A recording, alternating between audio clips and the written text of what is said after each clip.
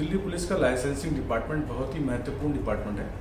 यहाँ पर दिल्ली में के होटलों से लेकर आर्म्स लाइसेंस और कई तरह के लाइसेंस दिए जाते हैं। तो ये अपने आप में एक बहुत ही बड़ा चुनौतीपूर्ण कार्य रहता है इसको निपटाना, और इस विभाग को बहुत ही अच्छा काम करने के लिए ISO 9001 भी मिल चुका है। और इस वक्त यहाँ पर तैनात हैं दिल्ली पुलिस के तेज तर्रार संयुक्त पुलिस आयुक्त OP मिश्रा जी, जो कि बड़े निर्भीक, ईमानदार और मेहनती माने जाते हैं। तो इस डिपार्टमेंट में अब क्या हो रहा है और क्या होने वाला है, आज उन्हीं से करेंगे हम संडे स्पेशल में खास बातचीत। OP Mishra ji, Punjab Kesari Sunday special में आपका स्वागत है। आपने लाइसेंसिंग डिपार्टमेंट का चार्ज अभी संभाला है, तो जो कोविड की वजह से एक साल से जो डिपार्टमेंट में कुछ काम रुके हैं, आपको क्या लगता है कि दिल्ली पुलिस के लाइसेंसिंग विभाग के लिए इस समय क्या चुनौतियाँ हैं? देखिए, हमारे पास जो कोविड के चलते, चूँकि एक सोशल डिस्टेंसिंग के चलते हमारे यहाँ कुछ काम जो है रुका हुआ था, तो उसके चलते जो हमारे यहाँ पेंडेंसी हुई है उस पेंडेंसी का निपटारा करनी हमारी सबसे बड़ी प्रायोरिटी है, खास करके जो हमारे रिन्यूअल के जो लाइसेंसेस के होते हैं। हालांकि आप जानते हैं कि हमारा सारा प्रोसेस जो है पूरा वो अब ऑनलाइन हो गया है। ऑनलाइन ही लोग अप्लाई करते हैं, ऑनलाइन ही हम लोग सारा रिपोर्ट्स वगैरह लेते हैं। एटलीस्ट आर्म्स के जितने भी हैं, ईटिंग हाउसेस के, गेस्ट हाउसेस के भी, गेस्ट हाउसेस का पूरा यूनिफाइड पोर्टल है MHA का, जिसके थ्रू सारा चीज़ होता है। तो रिन्यूअल में और यहाँ अब लोगों को कब उनका ड्यू हो रहा है, लाइसेंस रिन्यू होना, इसकी सूचना उनको पहले ही चली जाती है हमारे यहाँ से। ये हम सिस्टम जनरेटेड उनको SMS और ईमेल वगैरह उनके पास जाता है। लेकिन उसके बावजूद भी बहुत लोग जो है वो नहीं आ पाते हैं समय पे। तो उनके लिए हमने अभी जो उस तरह की पेंडेंसी जो क्लियर हो, उसके लिए हम अब जिन जिन लोगों का रिन्यूअल पूरी तरह से कंप्लीट हो गया है, पूरे प्रोसेस उनके कंप्लीट हैं, मैसेज देने के बाद भी वो आके अपना रिन्यू नहीं करा पाए हैं, वैसे लोगों को हम लोग बाय फ़ोन भी इनको इन्फॉर्म कर रहे हैं कि आप आइए, आपका पूरा प्रोसेस कंप्लीट है और आप अपनी फॉर्मेलिटी जो है वेपन का इंस्पेक्शन कराना, जो फीस जमा करना है, कराइए। और ये अभी 10-15 दिन में हमने इस प्रोसेस को स्टार्ट किया है अभी, और उससे काफ़ी संख्या बढ़ी है, लोग आ रहे हैं। जो लोग जिनको सिस्टम जनरेटेड मैसेज जाता आने के लिए, उसके अलावा भी जिनको पहले गया नहीं आया, उनको भी हम लोग बुला के, और जिन जिन का है, और इसके चलते अगर हमारे यहाँ लोगों की संख्या ज़्यादा बढ़ती है, उसके लिए हमने 2 अलग से काउंटर जो है वो स्पेशली हमने ऑर्गेनाइज करवाया है अभी, कि उन 2 काउंटर्स पे अगर भीड़ ज़्यादा होती है तो वो लोग आए, ताकि लोगों को वेट नहीं करना पड़े। तो हमारा प्रयास यही है कि क्योंकि लाइसेंसिंग में हर चीज़ एक की कुछ रिक्वायरमेंट होती है, तो वैसी चीज़ें, वैसे केसेस जिसमें सब कुछ कंप्लीट हो गया है, वैसे लोगों के केसेस में डिले नहीं हो, उसके लिए मेरी सबसे बड़ी प्राथमिकता वही है। और वो ऑनलाइन भी हमारे पास आता है, जो हम ऑनलाइन ही कर देते हैं। ऑनलाइन होता है, उसमें किसी को आने की ज़रूरत नहीं, अगर सारा चीज़ कंप्लीट है तो वो सारा। तो हम पुराने जो ऐसे केसेस हैं उनको मतलब प्रायोरिटी के ऊपर हम लोग जा रहे हैं, उनका जो है, तो इसके लिए हमने 2 अलग से काउंटर भी अलग से स्टार्ट किया हुआ है। सर जैसे लाइसेंसिंग विभाग आर्म्स लाइसेंस भी देता है, तो अक्सर देखने में आया कि लोग जो है शराब के नशे में धुत होके या कोई नशा करके पार्टीबाजी में हवाई फायरिंग करते हैं, हर्ष फायरिंग करते हैं। तो ऐसे कुछ आपके पास मामले आए हैं,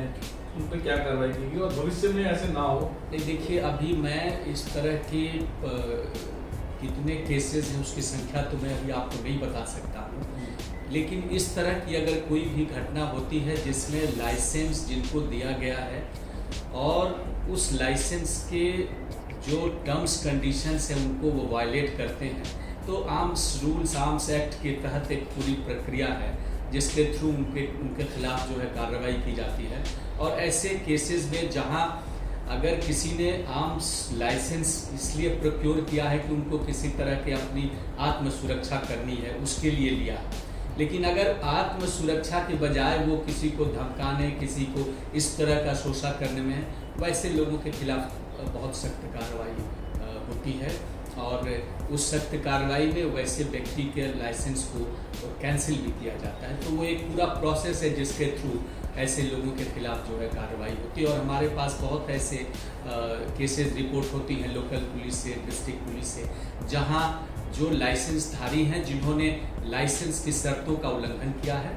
और जो लोग उल्लंघन करते हैं उनके प्रति हमारा जो है उनके खिलाफ कड़ी से कार्रवाई करते हैं। सर, लाइसेंसिंग डिपार्टमेंट का कार्य क्षेत्र काफ़ी व्यापक है। 5 सितारा होटल, रेस्टोरेंट, बड़े आयोजन, यहाँ तक कि अखबार और मैगजीन को भी लाइसेंस आदि काम शामिल है। क्या कार्य को कुछ सरल करने के लिए आपके आने के बाद कुछ परिवर्तन किए? नहीं, अब सरल करने में हम देखिए हमारी बहुत ऐसी चीज़ें हैं जो आजकल ऑनलाइन है। जैसे आर्म्स का आपको बताया हमने, हमारे ईटिंग हाउस का पूरा एक सेंट्रलाइज पोर्टल है, उसके ऊपर है वो। उसी तरह से स्विमिंग पूल का है। तो जो और भी हमारी सुविधाएं हम प्रदान करते हैं नागरिकों को या व्यावसायिक संस्थाओं को, उनको और भी हम त्वरित कार्रवाई कर सकें,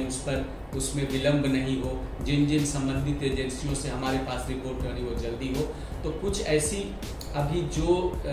सर्विसेज जो अभी मैनुअल हो रही हैं, हमारा प्रयास मेरा ये है कि उसको भी हम फेज मैनर में ऑनलाइन जो है उसको करें, ताकि लोगों को परेशानी कम हो और वो एक ही बार फिर जब सब कुछ कंप्लीट हो जाए तो उनको जो है उसके बारे में जानकारी भी दी जा सके। सर, लाइसेंसिंग डिपार्टमेंट में अभी कितनी सेवाएं आपकी जो ध्यान में हो जो ऑनलाइन दी जा रही है? जैसे आर्म्स क्या है, ईटिंग हाउस, रेस्टोरेंट्स वगैरह है। ईटिंग हाउस और होटल्स और गेस्ट हाउसेस का इसका एक यूनिफाइड पोर्टल है MHA की तरफ से, जिस पे लोग पोर्टल पे ही अप्लाई करते हैं। पोर्टल पे ही जो भी संबंधित एजेंसीज हैं वो उस पर अपनी रिपोर्ट जो है देते हैं, और उसी के ऊपर पोर्टल पे ही सारा चीज़ प्रोसेस होने के बाद जो है उसके बारे में जो लाइसेंसिंग अधिकारी हैं उनके द्वारा स्वीकृति भी प्रदान की जाती है। स्विमिंग पूल की भी सुविधा अभी ऑनलाइन ही है। जितने कैजुअल परफॉर्मेंसेस होते हैं, जिस तरह के कहीं एग्जीबिशन लगना, कोई और भी शहर में किसी ऑडिटोरियम में कोई सामान्य समय में जब कोई लोग वहाँ पे किसी तरह का फंक्शन करना चाहते हैं, म्यूज़िकल चीज़ें करना चाहते हैं, तो ये सारी चीज़ें अभी ऑनलाइन है। इसके लिए लोग ऑनलाइन अप्लाई करते हैं, ऑनलाइन ही हम उनको लाइसेंस भी जनरेट करते हैं, और उसमें विलम्ब बहुत कम होता है, उसमें विलम्ब बिल्कुल नहीं। सर, लाइसेंसिंग डिपार्टमेंट को कई साल पहले ISO 9001 मिला था, क्यों मिला था और क्या वजह है वो? नहीं, देखिए इसकी पृष्ठभूमि ये है कि मतलब ISO बनाया था आप ही हैं इसके पीछे, पहले आप ही रह चुके हैं। हाँ, मतलब प्रोसेस उस वक्त स्टार्ट किया गया था, और जो क्वालिटी काउंसिल के द्वारा जो है उसमें आप जो भी सेवाएं प्रदान करते हैं उन सेवाओं की एक समय सीमा निर्धारित की जाती है, और एक उसका जो ISO का एक पूरा मैनुअल है, उस मैनुअल के भी तो हम लोगों को सबसे पहले जो लाइसेंसिंग को मिला था वो आर्म्स के लिए ही मिला था, जिसमें हम लोगों को किया था। लेकिन उसके बाद से इस पूरे इकाई की जो यात्रा है वो काफ़ी जो है बढ़ती रही है, और हर इसमें उस ISO सर्टिफिकेशन के बाद से और आज तक भी यहाँ काफ़ी परिवर्तन हुए हैं। मेरे पूर्व भी जितने अधिकारी रहे हैं उन लोगों ने सब ने कुछ न कुछ इस पूरे विभाग को और भी जनता के लिए ज़्यादा मतलब एक जो पीपल फ्रेंडली बनाने में सबका सहयोग रहा है। और जो प्रोसेसेस को हम लोगों ने ऑनलाइन किया है उसका बेसिक है जिसमें लोगों की हैरेसमेंट कम से कम हो, लोगों को काम जल्दी हो जाए, लोगों को वेट नहीं करना पड़े। तो इन ऑनलाइन प्रोसेसेस से बहुत चीज़ें जो है वो जो फिज़िकल कांटेक्ट होता था, फिज़िकल कांटेक्ट पे लेवल पे जो एक तरह हैरेसमेंट होता था जिस पे लोगों की शिकायतें आती हैं, उन सब चीज़ों में टेक्नोलॉजी के इंट्रोडक्शन से जो है बहुत जो है उससे फ़र्क रहा। सर, एक सवाल आपका नहीं लेकिन आपसे ही जुड़ा हुआ है कि एक तरफ तो 9001 मिला हुआ है और लाइसेंसिंग डिपार्टमेंट बहुत अच्छा काम कर रहा है, हाईटेक काम कर रहा है, यहाँ की जो स्टाफ है उनकी वर्दी भी मैं देखा हूँ अलग है, तो एक लगता है कि जैसे मल्टीनेशनल कंपनी की तरह काम कर रहा है, बढ़िया काम कर रहा है। लेकिन जैसे जो नवीनीकरण के मामले जो जा रहे हैं या और कुछ जा रहे हैं तो वो थानों में लटक जा रहे हैं, और जब वो थाने वाला सिपाही जब वो वेरिफिकेशन के लिए जाता है तो अमूमन लोगों से 10,000, 15,000, 5,000 लोगों की ऐसे देख के और उसके बावजूद भी एक साल से लटके पड़े हैं। नहीं, करप्शन बढ़ गया है लोकल पुलिस का। नहीं, अब मतलब अगर ऐसी कोई विशेष कोई आपके पास अगर सूचना हो तो आप ज़रूर बताइएगा। बाकी लोकल पुलिस के भी जो हमारे रिपोर्ट्स वगैरह होते हैं सब ऑनलाइन आते हैं। लोकल पुलिस से भी हम ईमेल के थ्रू सारा चीज़ ही एक प्लेटफॉर्म पे, हमारा हर डिस्ट्रिक्ट पूरा जुड़ा हुआ है जो एक तकनीकी के थ्रू जुड़ा हुआ है, जिसमें रिपोर्ट भी उनको हमारे पास भी आएगी। लेकिन अगर इस तरह की अगर कोई आपकी स्पेसिफिक कोई शिकायत हो तो वो डेफिनेटली बता के संबंधित अधिकारी को आप, लेकिन हम अब मतलब अभी पिछला 1 साल जो है वो पूरे कई जो सर्विस डिलीवरी ऑर्गेनाइजेशंस हैं उनके लिए बहुत ही चुनौतीपूर्ण रहा है, जहां उनको सर्विस प्रोवाइड करने में कई तरह की समस्याएं रही हुई। तो मैं उसको छोड़ दीजिए अगर उस चीज़ को, तो उसी चीज़ को अब अगर इस तरह की चीज़ें सामान्य हो, धीरे धीरे स्थिति सामान्य हो, उसी को हम रिवाइव करने की, तो एक वो हमारे पास भी वो एक मैकेनिज्म है जिसके थ्रू हम डिस्ट्रिक्ट्स को मॉनिटर करते हैं, ये एक समय सीमा के अंदर जो है हमारे पास आ जाए। क्या समय सीमा है सर, कुछ है? नहीं, वो समय सीमा उसमें आर्म्स रूल्स और आर्म्स एक्ट में भी दिया हुआ है। आर्म्स रूल्स में स्पेसिफाई किया हुआ है, जो नया आर्म्स रूल बना है कि कितने दिन के अंदर जो है आना चाहिए। कुछ चीज़ें जैसे नवीकरण के लिए भी, चूँकि अब नवीनीकरण जो होता है उसकी भी जो सीमा अवधि है वो काफ़ी लंबी हो गई है, तो उस लंबी अवधि के पहले अब ये प्रावधान आर्म्स रूल्स में ही है कि आप नए के समय तो पुलिस वेरिफिकेशन होगा ही, लेकिन जब आप रिन्यूअल भी कराएंगे तो उसके पहले भी पुलिस से जो है रिपोर्ट आएगी। क्योंकि एक लंबे समय के बाद अगर कोई आदमी कराता है तो उस हथियार का कहीं इस्तेमाल गलत हुआ हो, कोई नहीं हो। नॉर्मली जो लोग इसका गलत इस्तेमाल करते हैं वो खुद इसको नहीं बताते हैं, जबकि उनके ऊपर ये वैधानिक दायित्व है कि अगर उनका कोई उनके जो शस्त्र हैं उसके साथ अगर कुछ हुआ है तो उसको उनकी सूचना देनी चाहिए। हमारे पास कई ऐसे केसेज आए हैं जिसपे उन्होंने हमें नहीं बताया, हमें किसी दूसरे व्यक्ति के थ्रू या लोकल पुलिस के द्वारा पता चला, तो वैसे व्यक्तियों के खिलाफ भी हम लोगों ने जो है वो कार्रवाई की है। सर, इसमें आम लोगों का सिर्फ एक ये कहना है कि जो जैसे जब नया बनता है तो वेरिफिकेशन भी होता है और 2 गवाह भी लाते हैं, तो रिन्यूअल में भी 2 गवाह की जो है, तो गवाह जो होते हैं, जो पड़ोसी होते हैं, उनके वो डरते हैं कि आम लाइसेंस में हम क्यों दें, बार बार गवाही की जरूरत क्या है? नहीं, अब इस चीज़ को गवाही की कोई, उनको बेसिकली केवल जो लोकल पुलिस को उनको एड्रेस वेरीफाई करना होता है, ये पता करना होता है कि उस आर्म्स के बारे में कोई बीच में कोई, क्योंकि कई लोग अपना पता भी बदल देते हैं, उसकी सूचना नहीं होती है, छोड़ के चले जाते हैं, ऐसे भी हमारे पास बहुत। तो वेरिफिकेशन कराने के कई उद्देश्य होते हैं। एक तो वो आदमी व्यक्तिगत है कि नहीं है, ये भी पता चलता है एक लंबे समय के बाद। दूसरा, कहीं उसने अपना जो है एड्रेस तो नहीं चेंज कर लिया, क्योंकि इन सब चीज़ों की जानकारी की जो दायित्व है उस व्यक्ति पर भी है। अगर आप एड्रेस चेंज करते हैं, जैसे आपका लाइसेंस दिल्ली का बना हुआ है और अगर आप दिल्ली छोड़ के सोनीपत जाते हैं तो 6 महीने के अंदर आपको इसकी सूचना जो कंसर्न लाइसेंसिंग अथॉरिटी है उनको आपको इसको देना चाहिए, ये उनको बताना चाहिए। लेकिन कई बार लोग नहीं करते हैं ऐसा, कई लोग बहुत पर्टिकुलर होते हैं, क्योंकि वो नए जगह पे उस आर्म्स का दोबारा रजिस्ट्रेशन होना होता है वो एक्ट के हिसाब से। वहाँ के लाइसेंसिंग अथॉरिटी को पता होना चाहिए कि हमारे पास एक नए लाइसेंसधारी वहाँ से आए हुए हैं, उनका यहाँ पे। सर, आपके आने के बाद एक नई चीज़ यहाँ पे देखी है कि लोग पहले आते थे, कोई भी कहीं घूम रहा है, कोई भी किसी के पास खड़ा है, अब जिसको भी जिस काम से आना है उससे मिलने के लिए पूरा वो अपना प्रोसेस बनाया। वो क्या प्रोसेस है, उसका उद्देश्य क्या है? नहीं, देखिए,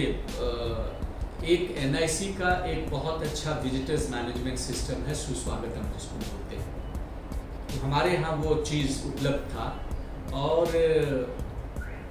मैं ये मानता हूँ कि किसी भी व्यावसायिक संगठन में जहाँ आपका पब्लिक के साथ डीलिंग होता है, कार्य करने का क्षेत्र अलग होता है।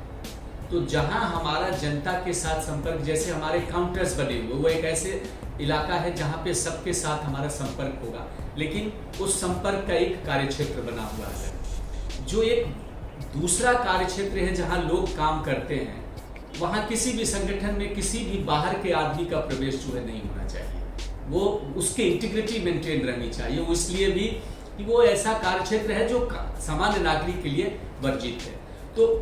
यहाँ हमने लाइसेंसिंग में अब जो भी व्यक्ति आते हैं, चाहे वो मुझसे मिलने के लिए आए या हमारे किसी और भी दूसरे अधिकारी से मिलने के लिए आए, वो उसी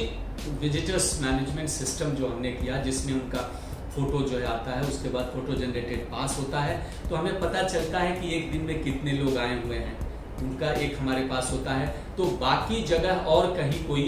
एक डेजिग्नेटेड ऑफिसर से मिलना है तो डेजिग्नेटेड जगह पे ही आप मिलेंगे, और उसके बियॉन्ड किसी को, किसी भी पब्लिक के आदमी को अंदर जो हमारा एक सिक्योर्ड कार्य क्षेत्र है वहाँ जो है प्रवेश वर्जित है, वहाँ नहीं किसी को होती है। ऐसा ये शूटर्स का लाइसेंसिंग डिपार्टमेंट से बहुत वास्ता रहता है। नहीं, देखिए, पिछले दिनों में देखने में आया कि दिल्ली पुलिस ने शूटर्स के लिए काफी कुछ किया है, तो अभी क्या कर रहे हैं, शूटर्स को क्या सेवा? देखिए, शूटर्स खास करके जो हमारे अर्जुन अवार्डी हैं, जो हमारे रिनाउंड शूटर्स हैं, जो ऐसे एस्पायरिंग लोग हैं, कोई भी शूटर अगर बिना अपॉइंटमेंट के भी यहाँ आते हैं मुझसे मिलने के लिए तो मैं उनसे मिलता हूँ।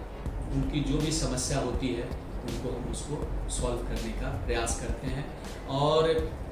ऐसे शूटर्स जिनको कंपटीशंस में पाते हैं, जिनका कोटा इन्हांसमेंट का होता है, जिनके कई तरह के इश्यूज होते हैं, तो हम उनके लिए या उनको बहुत जगह कहीं पे वेट नहीं करना पड़े, मेरी ये अभी जो प्लानिंग है, हम आने वाले कुछ समय में शूटर्स के लिए हम एक अलग काउंटर ही रखेंगे, जहाँ पे शूटर्स जो भी हैं, रिनाउंड काउंटर्स, जो रिनाउंड शूटर्स हैं, अर्जुन अवार्डी हैं, वो अपने रिन्यूअल के आते हैं, अपना इंस्पेक्शन के लिए आते हैं किसी भी चीज़ के लिए, तो उनको वेट नहीं करना पड़े और वो वहाँ पर जाएं। और वैसे शूटर्स जो हमारे देश का अंतर्राष्ट्रीय स्तर पर भी जो है हमारी प्रतिष्ठा बढ़ाते हैं, उनको किसी भी तरह की लाइसेंसिंग के अधिकारियों की तरफ से कोई उनको इस तरह की परेशानी नहीं हो, ये मेरा प्रयास रहेगा कि वो उनके लिए हम बहुत सहज सुलभ जो एक मापदंड बना हुआ है, उनके लिए अलग प्रोविजंस हैं आर्म्स रूल्स में, एक्ट में, वो हम उनको सुविधाएं जो हैं वो प्रदान करें। और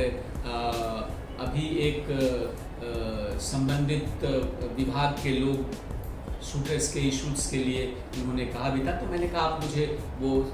जहाँ जहाँ आपको परेशानियाँ होती बताइए, हम उसको रिजॉल्व करने का कोशिश करेंगे। तो जहाँ हम एक तरह जनता को सुविधाओं को प्रदान करने में हम एक पीपल फ्रेंडली अपना एटीट्यूड रखना चाह रहे हैं और एक वैसा एम्बियंस क्रिएट करना चाह रहे हैं, वहीं पर इस तरह के कैटेगरी को आने वाले समय में ये भी संभव है कि हम सीनियर सिटीजन्स के लिए एक अलग काउंटर रखें। सीनियर सिटीजन्स भी जो आते हैं, वेटरन्स आते हैं, एक्स आर्मी के लोग आते हैं जिनको रिन्यूअल कराना आता है, तो उनके लिए भी हम तो शूटर्स और सीनियर सिटीजन्स के लिए अभी हम अलग से काउंटर करेंगे, क्योंकि जैसे अभी हमने हमारे पास रिन्यूअल्स की पेंडेंसी थी तो उसको रिजॉल्व करने के लिए हमने एक्स्ट्रा काउंटर्स किया, तो आने वाले समय में हम उनके लिए और शूटर्स को किसी तरह की परेशानी नहीं हो, खास करके वो शूटर्स जो बहुत ही मेधावी हैं, जो बहुत ज़्यादा, तो उनकी जो भी रिक्वेस्ट आती है हमारे यहाँ उनको डेफिनेटली प्रायोरिटी करते हैं। सर, मैगजीन और अखबारों को लाइसेंस देने में डिपार्टमेंट का क्या रोल रहता है? वो उनको एक रजिस्ट्रेशन कराने के पहले कुछ फॉर्मेलिटीज़ करनी पड़ती है, वो उससे भी, और वो भी प्रोसेस हम लोगों ने बहुत उसको ज़्यादा जो है वो सिंप्लीफाई किया हुआ। रजिस्टर कराने के पहले उनको यहाँ पे एक अंडरटेकिंग एफिडेविट्स वगैरह, प्रेस एक्ट वगैरह के हिसाब से जो है वो देना पड़ता है। सर, मेरा आखिरी सवाल ये कि दिल्ली के लोगों को, शूटर्स को, आप लाइसेंसिंग विभाग के मुखिया होने के नाते क्या मैसेज देना चाहते हैं? मैं यही मतलब शूटर्स के लिए, जैसे मैंने आपको कहा कि ऐसे शूटर्स जिनको भी किसी भी तरह की कोई समस्या होती है, वो किसी भी समय आके हम लोगों से संपर्क कर सकते हैं, और लोग मिलते हैं मुझसे, उनकी समस्याओं का तुरंत जो है वो निराकरण भी किया जाता है। और बाकी जनता से भी मेरा मतलब यही अनुरोध रहता है कि अगर उनको कहीं ऐसा महसूस वो करते हैं कि उनको अननेसेसरी, बिना मतलब का जो है उनके साथ कोई हैरेसमेंट किया जा रहा है, या उनके साथ किसी तरह की, उनके साथ दुर्व्यवहार किया जा रहा है, तो वो डेफिनेटली इस तरह की सूचनाएं जो है बता सकते हैं। और क्योंकि हमारा प्रयास है कि जो भी सुविधा हम लोग प्रदान करते हैं, उस सुविधा में जनता के साथ जो है वो दुर्व्यवहार नहीं हो, लेकिन लाइसेंस का काम जो होता है, लाइसेंसिंग का पूरा काम जो होता है, वो एक कानूनी दायरे में होता है। तो हमारे कुछ एक्शन से लोग जो हैं वो दुखी भी होते हैं, जब जिनके खिलाफ जिन्होंने जैसे आर्म्स एक्ट में आर्म्स के वायलेशंस कुछ लोगों ने किया तो उसके लिए हमें उनके खिलाफ एक्शन भी लेना पड़ता है। लेकिन वैसे व्यक्ति जिनके साथ कोई इशू नहीं है उनको हमारी सुविधाएं जो हैं वो जल्दी, क्योंकि अगर किसी के खिलाफ कोई केस रजिस्टर है कुछ है तो उनके रिन्यूअल में डेफिनेटली दे देंगे उनको, जिनके खिलाफ नोटिसेज इशू हुए हैं वो जब तक क्रिमिनल केस रजिस्टर हुआ है। लेकिन एक दूसरा तबका जिनका कि जिन्होंने शस्त्र रखा है और जो समय समय पे सब चीज़ अपना कर रहे हैं तो उन सब लोगों के लिए हम डेफिनेटली जो है वो सर मैं एक सुझाव पूछना चाहूँगा कि जैसे आपने कहा कि अगर कुछ ऐसा होता है सूचना आप कर दें तो सूचना देने के लिए वो आपका कोई ट्विटर हैंडल या ईमेल का उपयोग कर सकते हैं? हाँ नहीं, ऐसी कोई चीज़ हमारे पास आती है, बहुत ऐसे हमारी जो ईमेल है उस पर कई ऐसी चीज़ें हम लोगों के पास आती रहती है। कई ईमेल्स जो मेरे ईमेल्स पे आती हैं उन ईमेल्स को भी हम पढ़ते हैं और उन पे जिनका कोई बहुत सुझाव होता है वो उसको ध्यान भी रखते हैं। हाँ ट्विटर है हमारे, लेकिन ट्विटर को मैं इस चीज़ के लिए नहीं चाहूँगा कि यूज़ किया जाए, क्योंकि हाँ वो ट्विटर पे कभी भी शिकायत के लिए वो प्लेटफॉर्म नहीं है। मतलब मेल कर सकते हैं? हाँ मेल कर सकते हैं। तो धन्यवाद मिश्रा जी। ये थे OP Mishra ji, joint commissioner licensing, जिन्होंने बड़ी बेबाकी से हर चीज़ों के जवाब दिए और लाइसेंसिंग विभाग में धीरे धीरे और सुधार देखने को मिलेंगे। सत्येंद्र त्रिपाठी, पंजाब केसरी।